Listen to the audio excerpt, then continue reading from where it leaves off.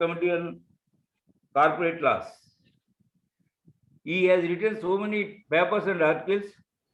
He has presented the papers on various seminars organized by the Chamber of Commerce, associations, colleges, professional bodies, and study circle meetings and conferences.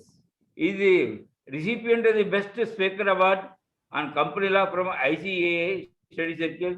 He is the recipient of a Vocational Excellence Award for the year 2011-12 from Rotary Club of Madras Centenary Commemoration.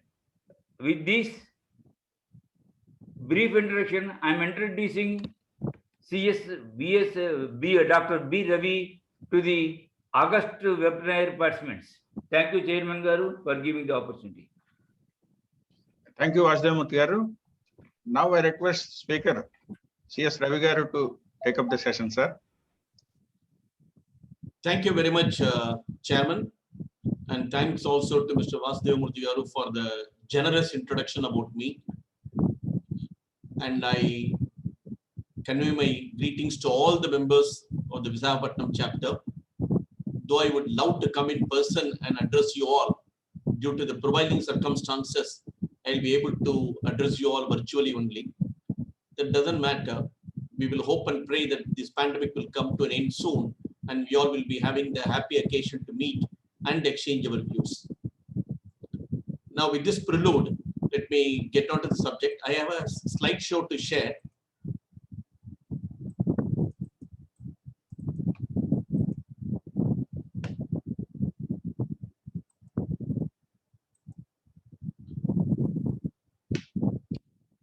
So my lectures will be approximately, if possible, an hour or an hour and a half, 1 hour and 30 minutes or so, depending upon how the interaction takes place. And thereafter, I will also leave the floor for discussion. I have approximately some 100 slides only to discuss with you all. And my main theme of discussion will be on CSR, because that is the order of the day. And the major amendments have come only in that particular field. Now let me start with the MCA circulars, Ministry of Corporate Affairs, which has issued circulars, notifications and rules since January 2021 till May 2021, that is till yesterday evening. What are all the changes that has taken place? We will have a quick look at them. The first and the foremost, they have concentrated on CSR funds utilization. So they said spending of CSR funds for carrying out awareness campaigns, programs, or public outreach campaigns on COVID-19 vaccination program is an eligible CSR activity. For this, first you must understand the basic thing. The CSR activities are being given in the form of a schedule, Schedule 7, which details the various activities a company can carry on. And one such item is with reference to public care and promoting education and disaster management, etc., to ensure that we are able to be of some utility to the society at large. So keeping that in the corner of the mind, they are trying to expand the activities by liberally interpreting those provisions. So one such notification or a general circular that has come is spending money for awareness campaigns or programs of outreach campaigns on COVID-19 vaccination program. See, vaccination is being introduced, but people are still hesitant to take the vaccination for one reason or other, because multiple information in the media that is coming, so that sometimes makes them to feel jittery and not to come forward and to take the vaccination. Vaccination is the first and the foremost thing that one should do in order to prevent this COVID come and touch us. So keeping that in mind, any spending that is made by corporates to spread this message about the importance of vaccination program will qualify for CSR expenditure. Then the next one is in the era of pandemic, meetings taking place physically is next to impossible. Therefore, the government has already given extension earlier for last year. Now, again, by a way of clarification for holding AGM through BCM and OV, that is other audio-visual means, is permitted. We have never heard of general body meeting taking place through BCM or other audio-visual means. We have heard about board meetings being conducted in that particular manner, but considering the pandemic, from last year, the ministry has allowed of conducting the annual general body meeting also, or extraordinary general meeting also, by way of video conferencing. So it has been decided to allow companies whose AGMs are due to be held in the year 2020 or becomes due in the year 2021 to conduct their AGMs on or before 31/12/2021 in accordance with the requirements provided under para 3 and 4 of General Circular 2020. It is clarified the circular does not give an automatic extension. Last time there was an automatic extension and Registrar of Companies used to issue a letter in general whereby for all the companies they have given the 3 months extension whether you seek for extension or not. But this year that extension itself has not been promulgated, but they have given time limit up to 31/12/2021 to conduct the annual general body meeting through video conferencing method or other audio visual means. For continuation of delay for companies restored on ROC under 252, there are many companies who have been struck off for default or for not conducting the meetings or not submitting the documents or a variety of reasons under 252. And those companies which are being restored after moving the necessary regulatory authorities, namely the tribunal, and they have to file the forms. For them, again, the relaxation has been provided by way of a circular. It will be applicable in respect of filing of all e-forms, except in the case of increase in authorized capital or charges related documents. Except for them, all of the documents are permitted and they have given a slab of fees that has to be paid, based on which the forms will be accepted. The last date for filing any of the forms overdue is 31st March 2021.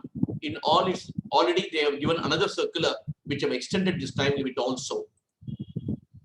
Relaxation of additional filing fees for filing e-forms AOC4.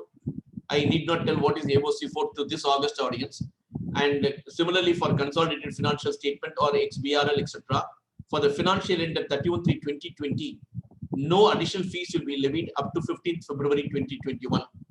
During the said period, only normal fees will be collected. This becomes redundant now because we have crossed this particular stage. But I'm covering it only for the what you call statistical purposes. What are all the changes that has taken place from January 2021? Again, a clarification on CSR funds came in the month of April 2021 for setting up of makeshift hospitals and temporary COVID care facilities is an eligible CSR activities under item number 1 and 12 of Schedule 7 of the Companies Act relating to promotion of healthcare, including preventive healthcare and disaster management respectively. So in all possible ways, a corporate can extend its arm to do the CSR facilities. They are trying to bring it by way of a circular and fit it within the Schedule 7 so that the contribution will be qualified for CSR expenditure. Relaxation of levy of additional fees in filing certain forms under the Companies Act 2013 in LLP. Again on 3rd May 2021 by way of a circular. This circular gives a misleading information. On a reading of the circular 6 and the next circular 7, it looks like any form that you file will not be liable to pay any additional filing fee. But instead of a circular, a statement has been issued by the Ministry of Corporate Affairs a couple of days back, where they have listed out the forms which alone will qualify for this relaxation under circular number 6. I earnestly appeal to all the members, please see that particular statement released by the Ministry of Corporate Affairs, which is not in the form of a circular, but in the form of a statement, where they will detail some 7 to 10 forms, which alone will qualify for the concession that has been notified by circular number 6 as well as circular number 7.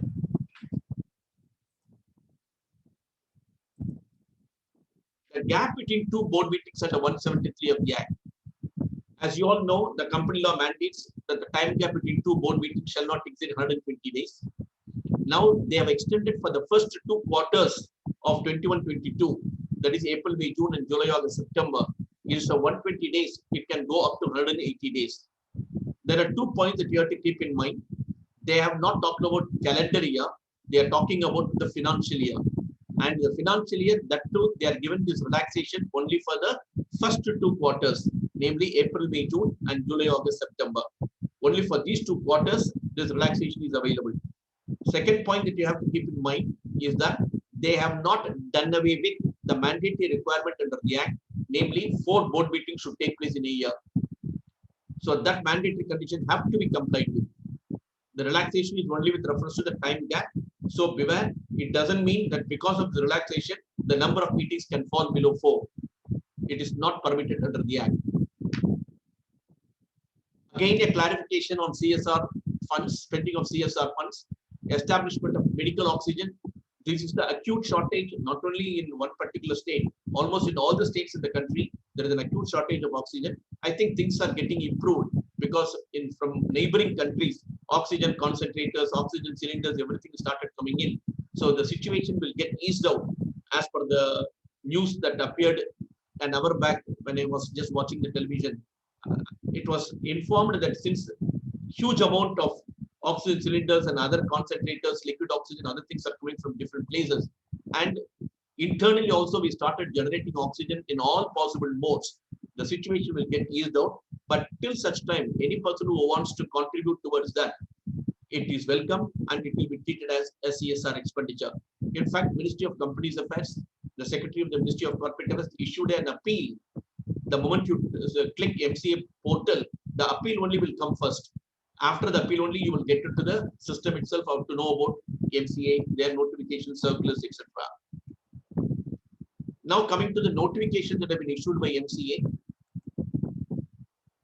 they have appointed 22nd January 2021 as the date on which different provisions of the Companies Amendment Act 2020. As you all know, we had a Companies Amendment Act 2020. The peculiarity in the Companies Act is, by way of an amendment, many provisions in the Act will get amended, but there will be a clause which will say each one will come into existence or will be enforced with effect from the date the central government notifies. Sometimes all the provisions will get notified on the same day, and otherwise it will be done on a staggered manner. That's what has precisely happened to the Companies Amendment Act 2020. So there were many sections that were not notified, and as a result, even though it has become an act, we are not able to take advantage of the privileges conferred by the amendments. Now slowly they have started doing it. Then 22nd January 2021 has been notified as the date in which sections 2, 11, class C of 18, class 2 of section 22, section 25, 27, 53, 55, section 58 to 60, both inclusive, 62, 64 and 65 have come into force. Immediately on coming of this notification, I received a number of calls. Sir, there were no amendments at all in these sections. Then how does it come into existence? We must be very careful in reading the notification issued. These are all the sections of the Companies Amendment Act 2020, not Companies Act 2013. So if you look at the Companies Amendment Act 2020, there will be sections there, and you will see the corresponding section in 2013, which got amended. For the sake of understanding, I have listed out. One is it refers to the listed company, means a company which has any of its securities listed on the stock exchange. They have relaxed it by including a proviso that such class of company which have listed or intend to list such class of securities as may be prescribed in consultation SEBI shall not be considered listed companies. In fact, a subsequent circular has also come, notification which I will be telling you a little later, where certain categories of companies will not be called as a listed company. This listed company definition has posed a lot of problem in practice. There are many companies, including private companies, which have their debt securities alone listed in the stock exchange. But the word used is listed company means a company whose securities are listed. The term security is not defined in the Companies Act, but you have to refer to section 2 subsection H of Securities Contract Regulation Act 1956. There it is defined as shares, debentures, bonds, units, mutual funds, etc., etc. So keeping that in mind, even a debt security is listed, it will be qualified as a listed company, and thereby provisions subject to listed companies like audit committee, independent director, women director, all those things will apply even for a company which is not required to have them. Subsequently, realizing the blunder they have made, they subsequently modified and they have notified by saying that certain companies will not be called as listed companies, namely which are issued only debt securities, etc. They have given a long list to that effect. Then further issue of capital, the offer letter can, that is under 62(1)(a)(1), which talks about the rights issue. The offer letter can prescribe such number of days less than 50 days. If not accepted within period, the offer shall be deemed to have been declined. That is the period for which the offer letter is said to have been kept open, and that has again been notified that 15 days has been reduced to 7 days now by another notification. Then similarly, 18C talks about 8911, 8911 is with refers to the declaration of beneficial interest in the share, and they have the power to exempt certain class of companies from making this particular declaration.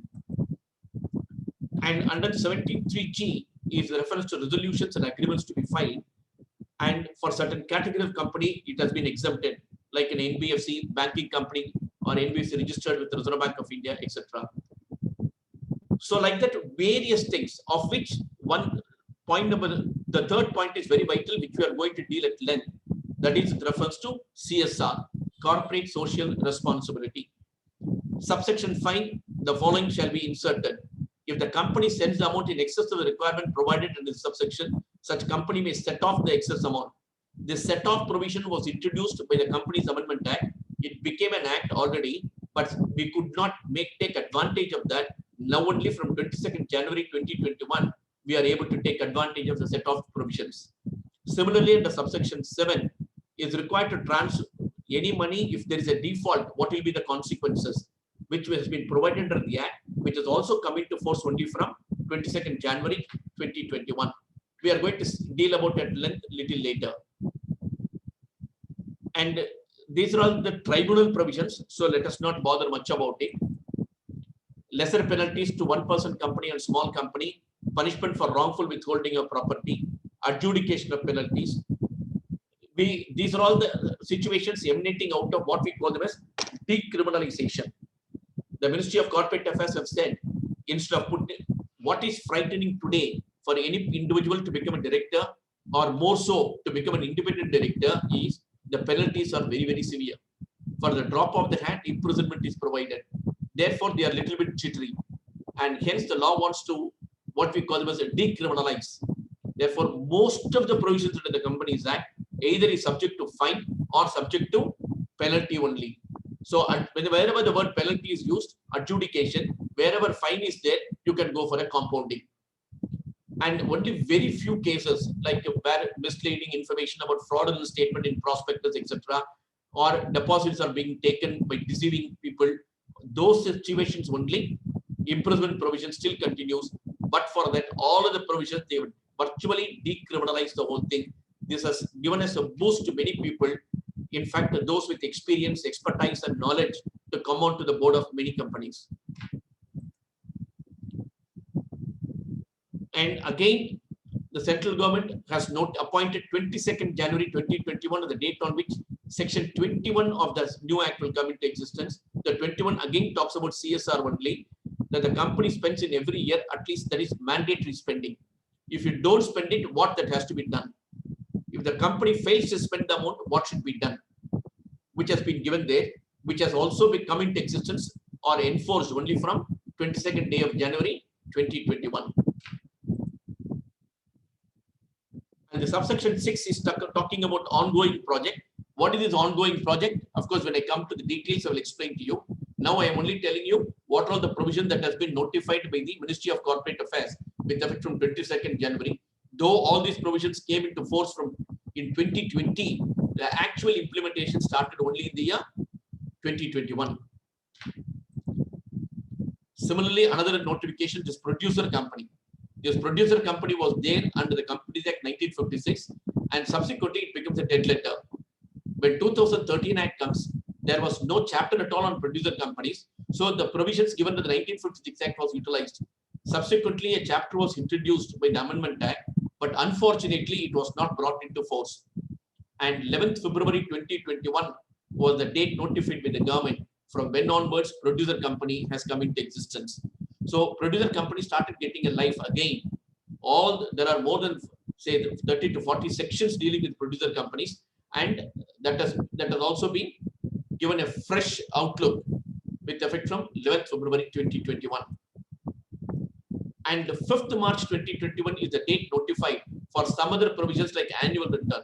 There used to be a form, if you all recall, MGT 9, which is required to be attached to the director's report, which is an extra work that we are all doing because already MGT 7 is there, and MGT 8 we are getting a certificate and all. Therefore, keeping all these things in mind, the law wants to relax it. If you keep it in the website, that is sufficient, and if you give the web link in the board of directors report, that would be sufficient compliance of law. Now, this is a very, very salutary provision. This provision actually has given a boost to many independent directors to come on to the board.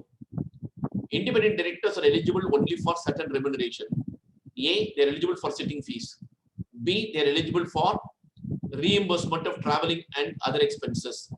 C, they are eligible for profit related commission. The law is very clear, they are not eligible for stock option. Now, as a result, sitting fees alone is the main income that they will get. They will get commission share only when the company is a profit making company. There are many loss making companies or profits are not adequate enough. They will not be in a position to pay remuneration. Now, this amendment has taken care of that situation. They said in the event of loss or inadequate profit also, you can pay remuneration in not only to independent director, to other non-executive directors also. So the word or other director or directors has been inserted not only for profit making company, but also for loss or company which are making inadequate profit. Then who is this other director has been defined, a slab has been provided. This slab, of course, you can always increase it with the shareholders approval by special resolution. The word other director shall mean a non-executive director or an independent director. Therefore, today, not only the executive directors, but also non-executive directors, independent directors are eligible for remuneration. A, when you're a profit-making company. B, if you're a loss-making company. C, if your profits are inadequate. In the second category and the third category, there is a slab prescribed, and within that, if you pay, then you don't require the shareholders' approval. If you want to pay little more than that, or in excess of that remuneration, shareholders' blessing is required. Then again, another notification has been issued on 18th March 2021, whereby this provision 197, what I discussed with you now, has been notified as coming to force. Then further amendments have been made with effect from 1st April 2021, that is reference to Schedule 3 of the Companies Act. Of course, that becomes relevant only from next year onwards, that is 21-22 onwards.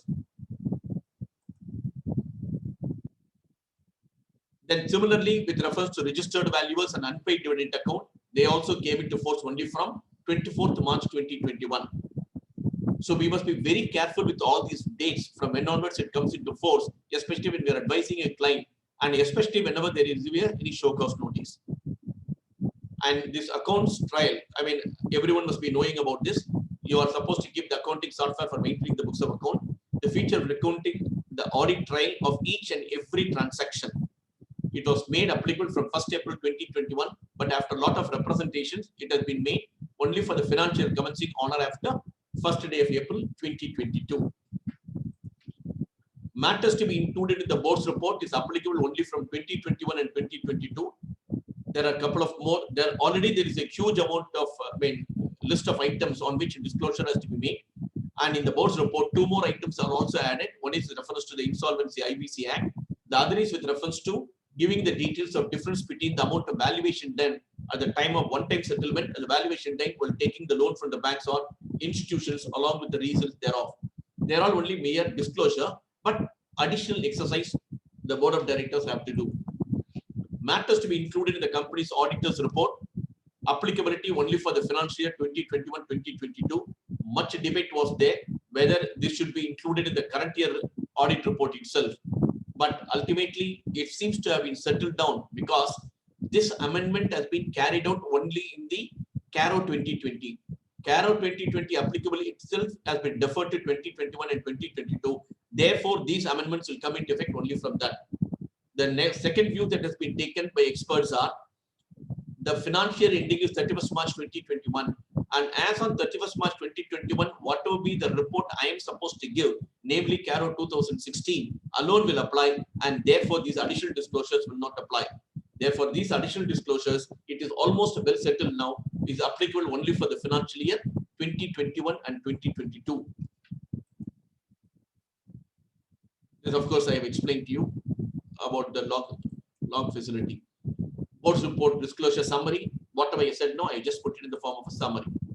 Now I am coming to the main portion, which I thought I should discuss with you at length. That is the reference to CSR, which is the major amendment because the rules has also been framed and the rules was issued on 22nd January 2021. A substantial rule has been, as you all know, these Companies Act 2013 is a rule-driven legislation. Therefore, the rules assume significance. The scheme of the section is very simple.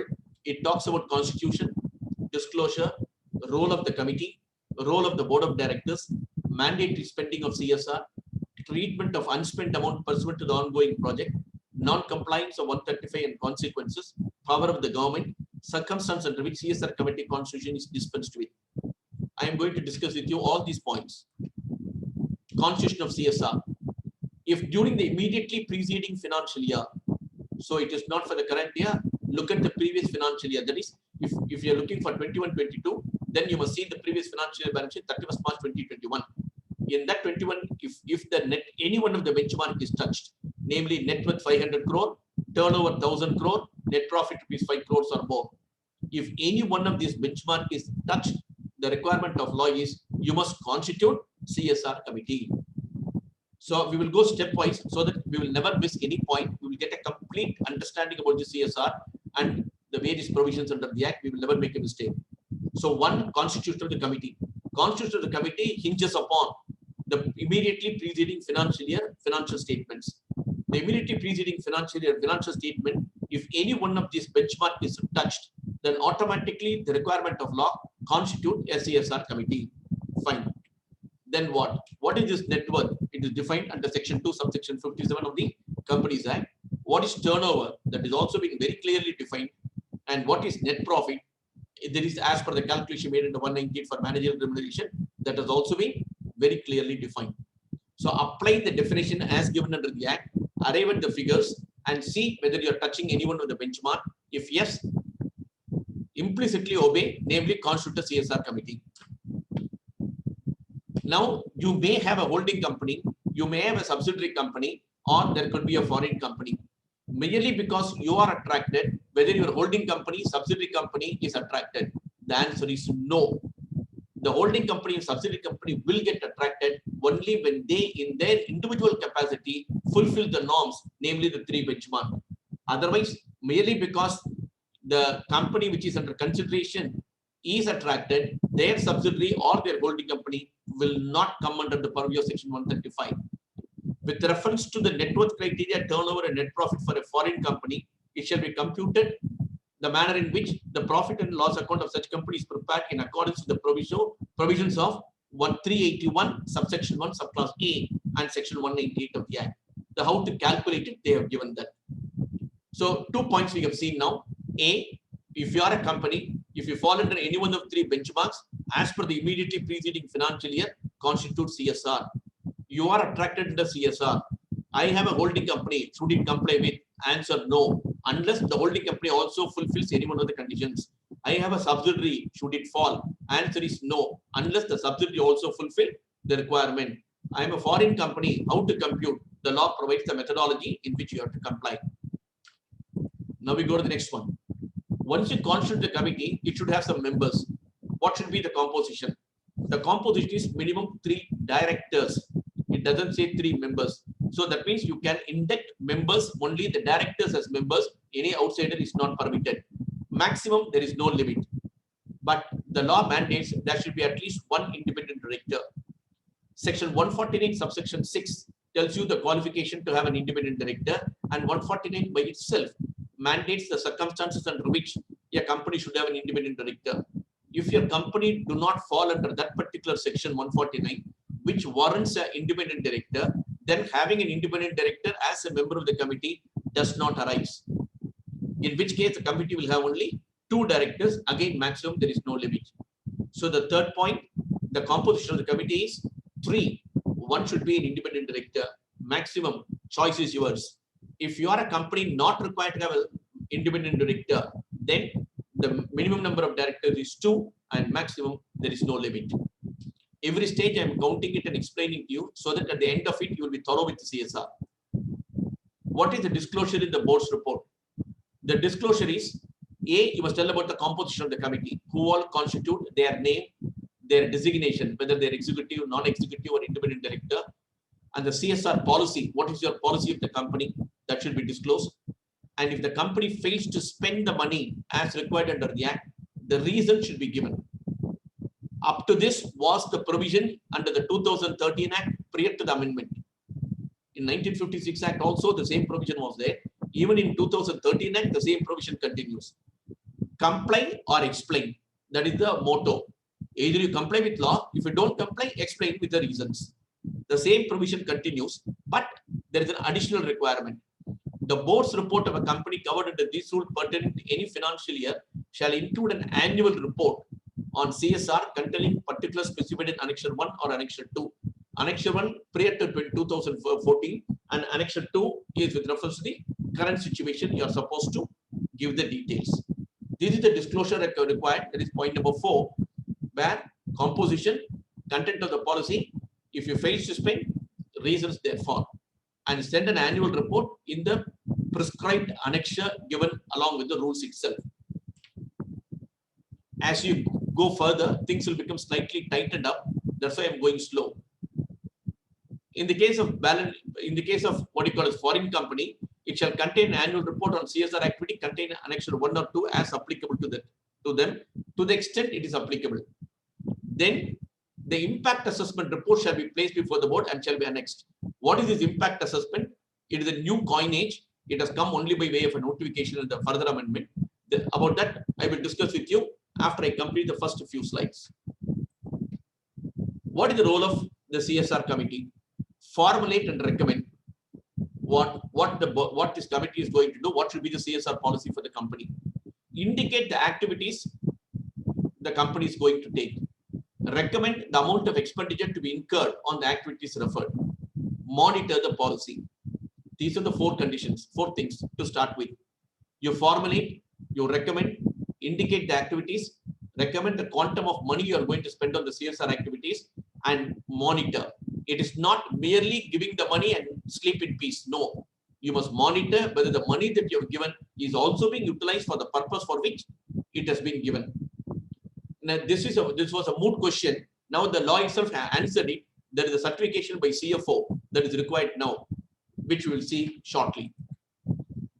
There is an annual action plan the CSR committee is supposed to formulate.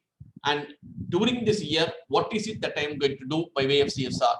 List out the projects, how are you going to execute it, the modalities by way of utilization of your funds, and the monitoring mechanism you are going to have, and the details of the need and the impact assessment. So the annual action plan is also a new provision that has been added. Earlier, it was not there. What is the role of the board? The committee, which is a specialized one, makes its recommendation to the board, which is larger in scope of activities. Diversified people will be sitting there, and from there, a miniature board has been formed called a CSR committee. So that miniature committee will submit to the bigger one, and bigger one committee, namely the board, will approve the policy, ensure the contents of the policy is disclosed in the board's report and also in the company's website, and the activities are undertaken as per the CSR policy. And you must also ensure that the mandatory spending in every financial year is correctly made or strictly followed. And again, it continues, the board shall also satisfy itself. This is the new provision where the CFO of the company has a role to play, that the funds so disbursed have been utilized for the purposes and in the manner as approved by the board, and the CFO or the person responsible for the financial management shall give a certificate to that effect. So earlier, we used to issue a check in favor of an NGO or any other agency through which you are doing the CSR activity, and then account it saying that, yes, we have carried on our CSR activity. Has it been done? Whether the school has been built, whether the particular drainage system has been developed, or any other healthcare program has taken place, none of the follow-up mechanism will be there in general. Now the law says hereafter you can't do that. It is your money, it is the public money, it is the stakeholders' money, and when you are giving to the CSR activity, follow it up, and it has been done in the manner in which you have approved it and for which you have given, let your CFO gives a certificate to the effect. In the case of an ongoing project, we will see what is the ongoing project. That means which will not get completed in the financial year, it will spill over to. For example, you have undertaken to build a hostel for the poor or the needy for the purpose of education attached to the school. The building may not get completed within a year. It may take 2 years or it may take 3 years. It is called as an ongoing project. So in that ongoing project, see whether the approved timelines and the year-wise allocation of the money has been properly done. What is this mandatory spending? It's very, very simple. In every financial year, minimum 2% of the average net profit of the company made during the immediately 3 preceding financial year is spent towards. Take the 3 preceding financial years. Calculate the net profit as per the calculation given under the Act. That is based on 198 calculation. Arrive at 2%, average of it, and take 2% of it. That is the quantum you are required to spend in the 4th year. When you come to the 5th year, 432 will be the criteria. When you go to the 6th year, 543 will be the criteria. Sir, my company started only 2 years old, but my CSR committee provisions is applicable to me because CSR committee is based on the immediately preceding financial year, whereas mandatory spending is average of 3. Therefore, how should I do that? The law says that whatever be the year, take the average of net profits of that particular period that has been completed. Mandatory spending will be required only when the company falls under any one of the benchmarks. So if I don't get attracted to 135(1), the question of mandatory spending does not arise. So the starting point is constitution of CSR committee. So if you fall under any one of the threshold, then only the mandatory spending will come. So when the mandatory spending comes, then only the question of looking into how many years you have completed, and based on that, the net profit average will be taken, and out of which 2% will be contributed. Areas of preference, local area should be given first preference, then thinking of spending it elsewhere. Where the company fails to spend the mandatory spending, what will happen? Now, new provision has been added.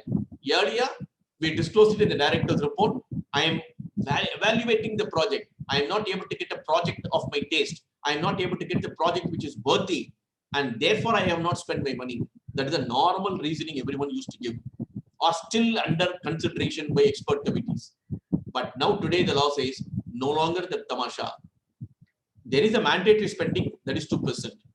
If you are not spending it this year, transfer that unspent amount to a fund specified in Schedule 7 within a period of 6 months of the expiry of the financial year.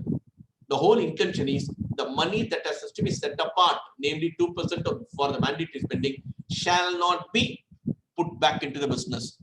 Therefore, it should be transferred to a specified fund within a period of 6 months. Therefore, 31st March 2021, you must transfer it on or before 30/9/2021 to the fund if there is any unspent amount.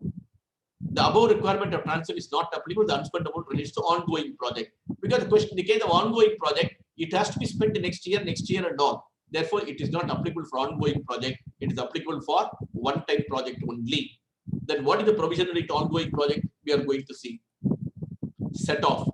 The law tells you 2%, but I spent 4%, which means I have spent more than what is mandated by law. That excess amount can be utilized or set off against the succeeding financial year's requirement. The excess amount available for set off shall not include the surplus arising out of CSR activities, and the board should pass a resolution to that effect. There could be a situation where by doing the CSR activities, some surplus may come, but the surplus should not be put back into the business. It should be put back into the project only, and it cannot be taken also into consideration for the purpose of set off. The set off of excess amount is spent available only for 3 immediately succeeding financial years. You can't going on setting off for an indefinite period. So you must set off within 3 immediately succeeding financial years. So if I transfer the money this year, so next year, year after that, that will be the period available for me to set off this. So what will happen if still some much amount is there? You transfer to the fund that is specified under Schedule 7. Unspent amount related to ongoing project. Sir, we have ongoing project. There are a lot of money that is remaining unspent. What should I do? The law has said very clearly. Transfer by the company within a period of 30 days from the end of the financial year to a special account to be opened by the company in that behalf, titled as unspent CSR amount. This should not be confused with the fund that is transferred to a specified fund under Schedule 7 for one-time project. That goes to a separate fund. Whereas here it is kept with the bank account of the which is maintained by the company. So that from there you can utilize it for the project for the next year or year after that. Spend the amount within a period of 3 financial years from the date of such transfer. Default of which then only transfer to the Schedule 7 account will come. To summarize the whole thing, there is a mandatory spending 2%. The mandatory spent amount is spent in the financial year, no issue. The mandate amount is not spent. A, give the reasons. B, transfer the unspent amount to the fund that is specified under Schedule 7 within a period of 6 months. With that, your responsibility ceases. Now, I have spent more than what is required. Then the law says you are having a privilege to enjoy the surplus you have spent in this year to set off against the requirement for the succeeding years. The succeeding year, there is a limit, maximum 3 years only, 3 financial years only. Next situation, if it is going to be an ongoing project, transfer the money that is required at the end of the financial year to a special account titled as unspent CSR amount, which should be utilized within a period of 3 financial years. That means an ongoing project is one which is not completed within 1 year, but should be completed within 3 years. That is the ultimate conclusion you should draw from. When constitution of CSR committee is not applicable, if the amount to be spent does not exceed 50 lakhs, the requirement of CSR committee does not arise. Even if the benchmarks are met and the functions of CSR committee will be discharged by the board. People are often mistaken here as if mandatory spending is not required. It is not so. The mandatory spending is there, but the quantum that you are going to spend does not exceed 50 lakhs. You need not have a miniature board, namely CSR committee. Straight away, the board of directors will discharge the power. That's what it means. When you are totally cut out from CSR, only for 3 consecutive financial years, you are not touching the benchmark. Then only the CSR committee constitution, mandatory spending, all those things will not arise. CSR rules came into force from 21st February 2021. What do that rule says? It talks about administrative overheads, because when you're going to do CSR activities, someone will be there to monitor it, someone to follow it up and other things. So expenses are incurred, administrative overheads is permitted, a limit of 5% has been given. And what is CSR has been very specifically defined, and what it includes, what it does not include. And net profit has been very clearly defined. An ongoing project I have already explained to you. Now, this is the problematic area which everyone is facing today. You can do CSR activities directly by yourself. Yourself means by the company itself. Second, you can do the CSR activities through agencies. The agencies are classified as Section 8 company, registered public trust, registered society, or any entity established by an act of parliament, state legislation, etc. The problem comes where? The problem is, whenever you are going to do directly, there is no issue. When you are going to do through any one of these agencies, those agencies are required to mandatorily file a form called a CSR1 with the Ministry of Corporate Affairs with effect from 1st April 2021, and will be allotted a number. They will be eligible bachelor to collect money, and you are eligible to treat that amount spent as CSR only when this entity are having that CSR number. Up to this, there is one issue. Second issue, this CSR number will be allotted to them only when the entity concerned has 80G as well as 12A in force. Now you know, under the Income Tax Act, you're all chartered accountants, so I need not explain to you much further on this. By 31st March 2021, all the approval that has been given has come to an end, ceased to be in operation, and everyone should apply a fresh honor before 30/6/2021, where that 16-digit unique number will be allotted to them. And once that number is allotted, then only you can file CSR. I was given to understand it will take a month or 2 for them to allot that number for under 80G and 12A, and after that only I can file the CSR. When that be the situation, companies are put into straitjacket, in the sense a difficulty in not able to carry on their CSR activities through any one of these agencies. If at all they want to do, they can do it only directly. There are many NGOs which are suffering, especially in the healthcare front. They are suffering because they don't get the funds from the CSR activities pool because of this particular peculiar problem. And representation has gone to the Ministry of Corporate Affairs as well as to Ministry of Finance to relax this particular situation. Hopefully, something will come. Mandatory registration, this is what I explained to you. Administrative overhead, I have explained to you already. 5% is the threshold limit that's been prescribed. Treatment of surplus, it should be plowed back into the business itself, I have told you already. Impact assessment. Now this is only prospective. So ICSI in their guidance, in their FAQ has stated it will be applicable only in the prospective methods, prospectively, not retrospectively. And if the quantum of CSR obligation is 10 crore or more, then only this impact assessment concept itself will come into existence. And that too, the impact assessment will be only with reference to those projects where the capital outlay is 1 crore or more. And it will be taken into consideration only after in the 3 immediately preceding financial years. Therefore, when you say prospective, then probably the 3 financial years is 2021, 21, 22, 2023. Then only the impact assessment process will start. It looks like that.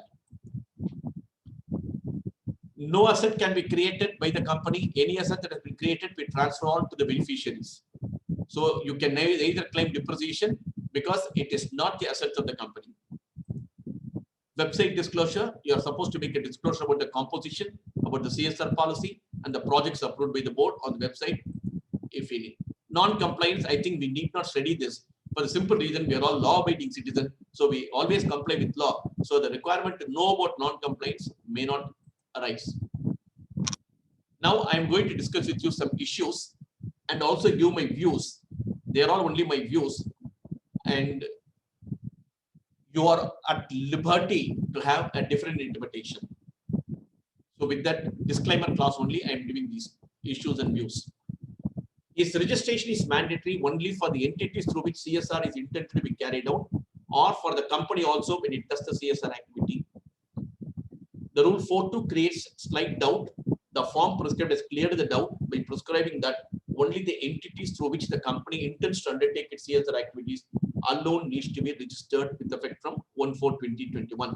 I have consolidated all the queries that has reached me over this period during this last couple of months with reference to CSR, and what are all the views that I've explained, and also how the experts have viewed and how the various FAQs have stated. I have consolidated them and given it in the form of view, so which I thought will be useful to you, because these questions may also arise in your mind or your client may also ask. When does the responsibility of the company board ceases? When the amount is transferred to the entity or when the money is properly spent by the agencies concerned? The answer is the board of company should satisfy itself that the funds so dispersed have been utilized for the purposes and in the manner as approved by it as the CFO or by it, and the CFO or the person responsible for the financial management shall certify to the effect. So the crux is mere transfer will not absolve the board from the fulfillment of CSR obligations. Simply issuing a check and transferring will not say, yes, I have fulfilled CSR. No, you have to follow it up and ensure the proper compliance, and CFO certificate is a mandatory.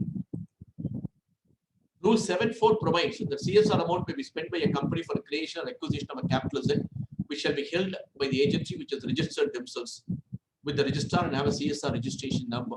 Any capital asset created by a company prior to the amendment shall also comply with the above requirement within the rule prescribed.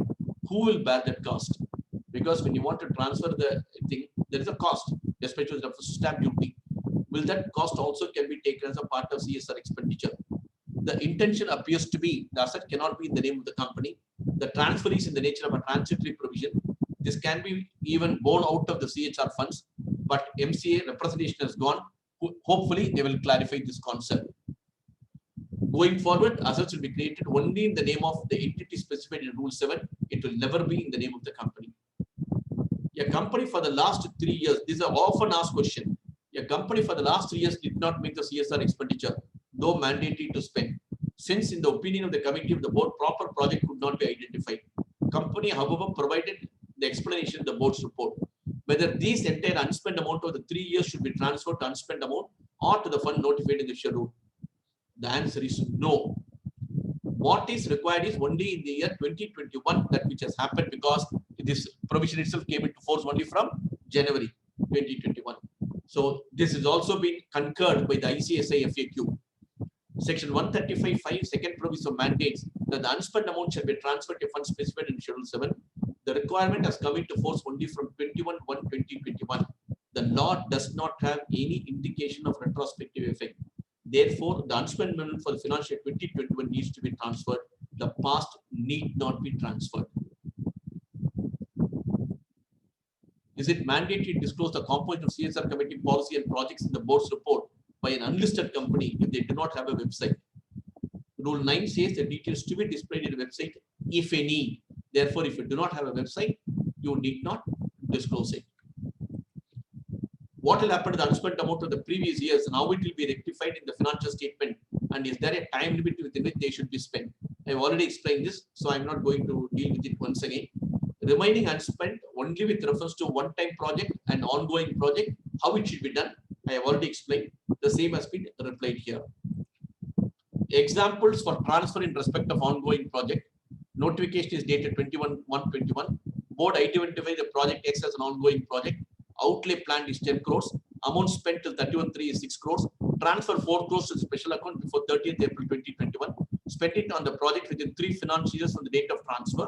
Failing which, transfer the specific fund before 30th April 2024. That is after 3 years. If the CSR is carried out by the company itself and an asset is created, in whose favor the same has to be transferred, or it can be shown in the books of the company and company can claim depreciation.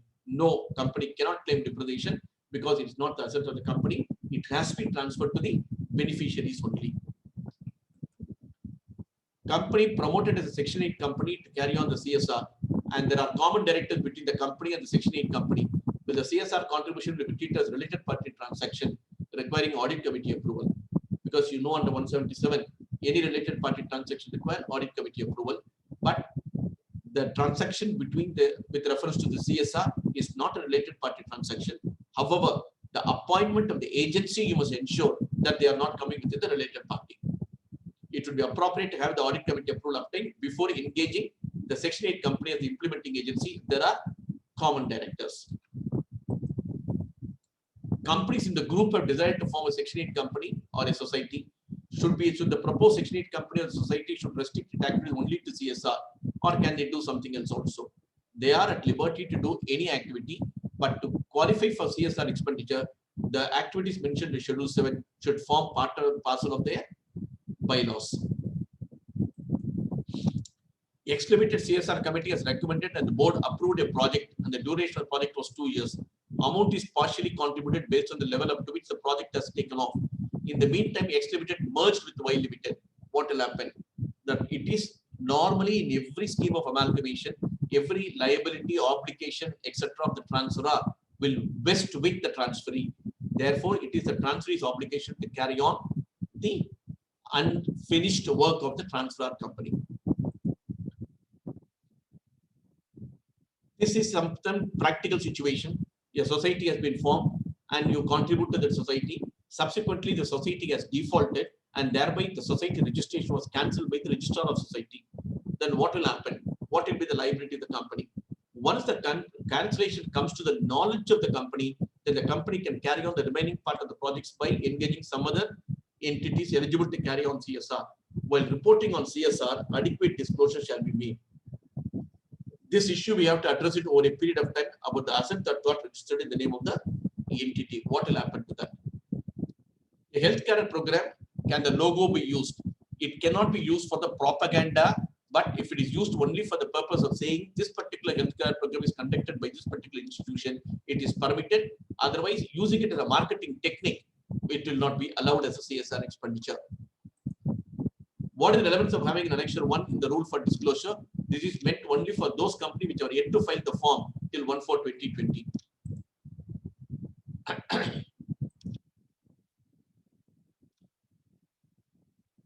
All the 3 years benchmark is not breached and the provisions will not apply from the 4th year. The understanding is correct. Yes, the understanding is correct when CSR will not apply. In any of the financial year within 3 years, if the contribution mandatory required made falls below 50 lakhs, then I need not wait for 3 years. But in that year itself, I need not constitute CSR committee. Is that the intention? That is not the intention. If the CSR committee needs not be constituted, the board will take care of the decision. This is what I explained to you earlier also. The requirement is that 50 lakhs is dispensing with the miniature board. It does not dispense with the contribution that has to be made. The disclosure of the board's report necessary even after transferring the unspent amount to the funds specified. Transferring to unspent amount is only yet another condition is required to be satisfied. Disclosure in the board's report for the reason not spending is mandatory and it has to be done. Set off expense I have already explained to you. Total mandatory contribution also I already explained to you. So let me see whether anything that which I have missed out so that I can say that. Administrative overheads, I have already told. Even for the impact assessment, the amount that you spend, there is a limit of 5% has been prescribed, which can be utilized by the company and calculated towards CSR expenditure. Holding company, that also I have explained to you in the beginning stage itself. Is it necessary for you to see the law of the land is not violated? Yes. By doing CSR, you should not violate some other law of the land. You must ensure that the law of the land is also protected. For example, in one particular case, with reference to violation of Cigarettes and Other Tobacco Products Act, was debated in that particular decision, and it was said the law of the land should be protected. Now, there are situations where trust need not be registered. In some states, trust need not be registered. How to carry on that? There is a general circular issued in the year 2020. It's 2014. I'm sorry, by mistake, it's typed out as 2024. 2014. MCA has clarified the registered trust would include trust registered under the Income Tax Act 1956 for those states where registration of trust is not mandatory.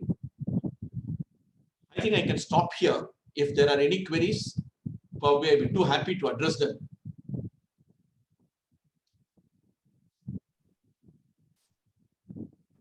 Members, you can unmute yourself and you can raise questions.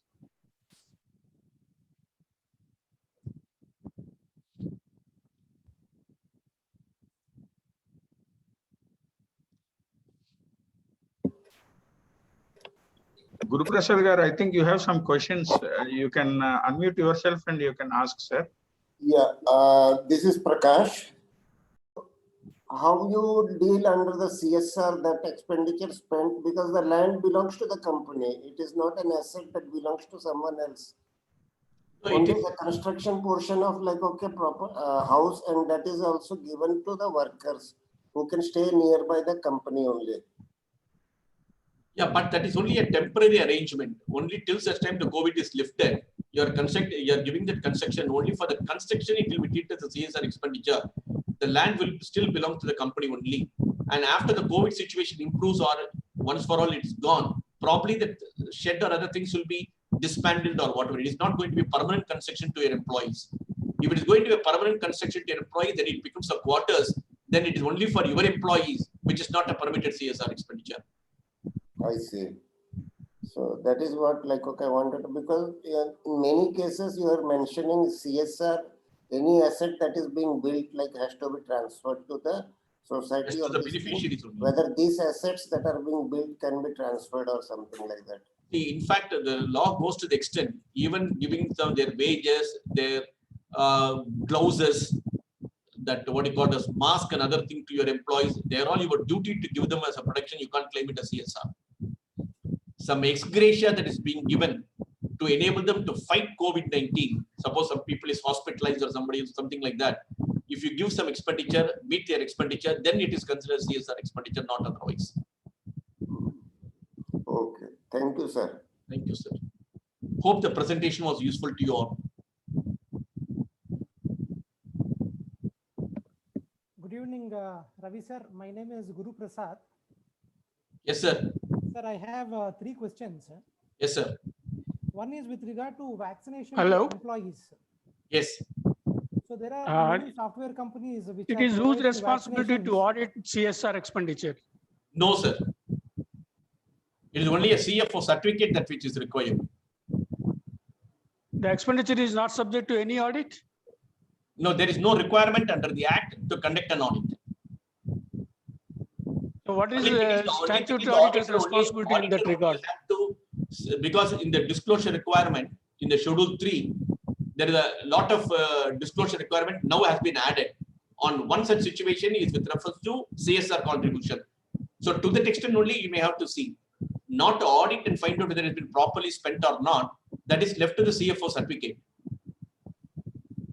Oh, thank you. In Schedule 3, there is a separate item that has come now. Sorry, sir, there was one more question that came in between. Yes, sir. Guru Prasad Garu. Yes, sir. Yes, sir. Yes, sir. I'm continuing. Sir, I have seen many software companies now doing vaccination drives for their employees. Yes, sir. So does this qualify for Yes, sir. CSR expenditure, sir? Yes, sir. It is qualified. Okay, sir. Sir, second question with regard to this ongoing project. Normally, there are companies which are doing sponsorship for education of a student, say engineering student or MBBS students. So they don't do cherry picking. Basing on merit, they would do it.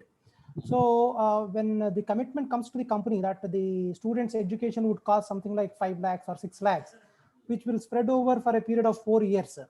So can I consider that as an ongoing project where I have to pay fees for the first year? I'm also committed to pay fees for the second year, third year, as well as the fourth year. Can I consider this as an ongoing project or not? So you can consider it as an ongoing project, but what happens is an ongoing project that the threshold limit is only 3 years. Okay, sir. Therefore, it's better to identify each year commitment as the one-time expenses and try to carry on that activity. Thank you, sir. Sir, last question. With regard to the CSR form you were mentioning, Yes, sir. that mentioning of this unique identification number, 6-digit alphanumeric number that we get when we file Form 10A, that number is mandatory, you said. Where exactly do we require to file it, sir? Because I'm about to file for a trust now. Is it under serial number 3A where they say that SIN or registration number? There we have to enter the registration number of... Let me confess, I'm stranger to the income tax, but but Sir, I think no, it comes with under regard to 12 CSR AB form or only I'm something like asking. that. I think some 12 AB or something like that. That section comes. No, I'm not asking about income tax, sir. What I'm asking is, when I'm filing the CSR1 form, Yes. in CSR1 form, you mentioned that we have to note the registration number of the trust or a society which gets generated when we file Form 10A of under Income Tax Act. No, unless that form that is there, you will not be able to upload this form at all.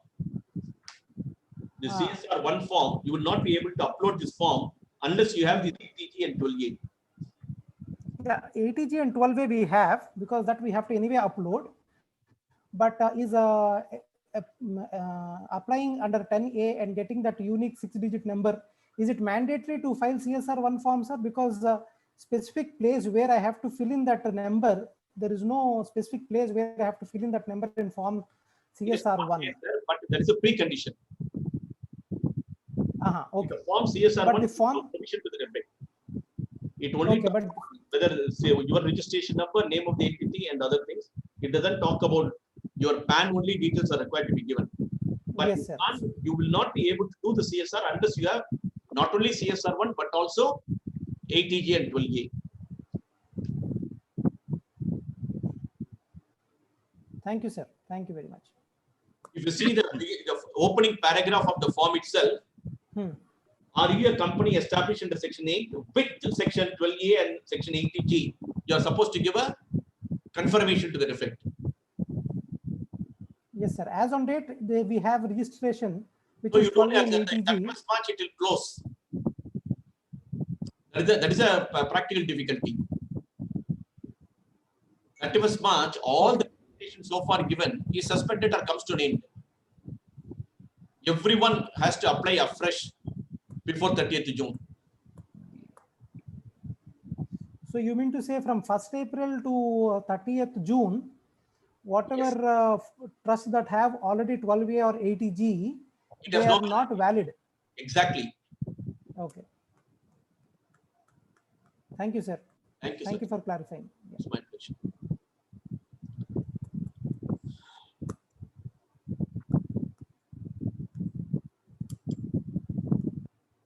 Any other member has any queries?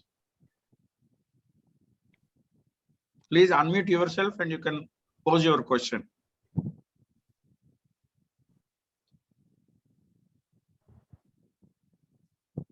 I think all of them are very clear about CSR.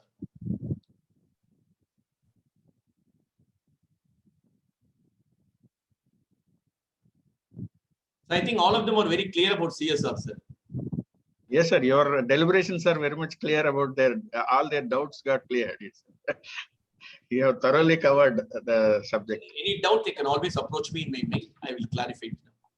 Only thing is, if it is in the form of an opinion only, debit note will come. Otherwise, I will clarify the doubts. No issue. Thank you, sir. Thank you for your nice. Thank you very much, sir. Very kind of you for giving me an opportunity. I thank all the participants for patiently listening to me right from 4:30. Sir Murali garu, one question is there. Yeah, Murali yeah, garu, one question is in Adagandi, chat. adagandi. Narasimhan garu, adagandi. Already you put in the chat box. Please. Aha, acha. If company is not coming in purview of CSR as per section 135, any disclosure requirement regarding CSR responsibility, that there is no requirement when you are not coming into 135. But if you have done some charity, definitely your board of directors will be too happy to present it in the director's report. By putting it in the director's report, it will enhance your corporate image. Okay, thank you, sir. Thank you very much.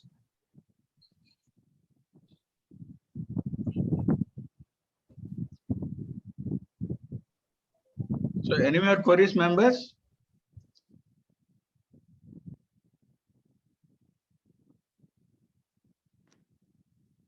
So thank you very much, Ravi sir, for accepting our request and addressing our members. My We pleasure. are very much grateful to you for your kind immediate acceptance. Any member asking any query, sir?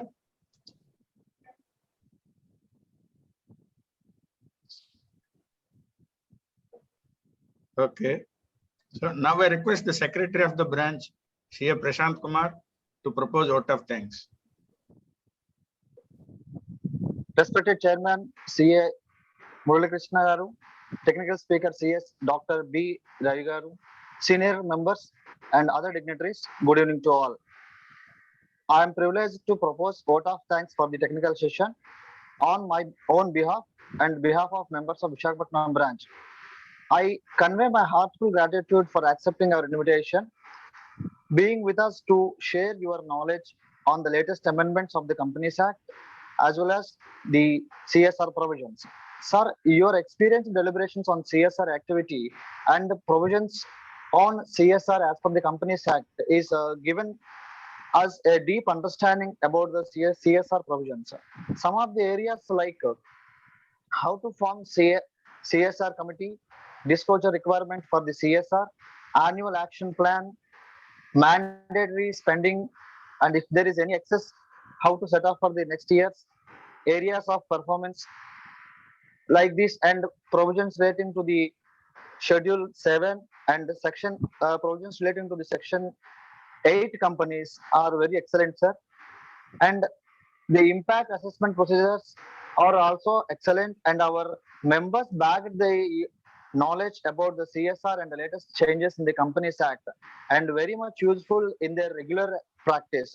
Thank you very much, sir, for giving the wonderful deliberations to our Visakhapatnam branch members.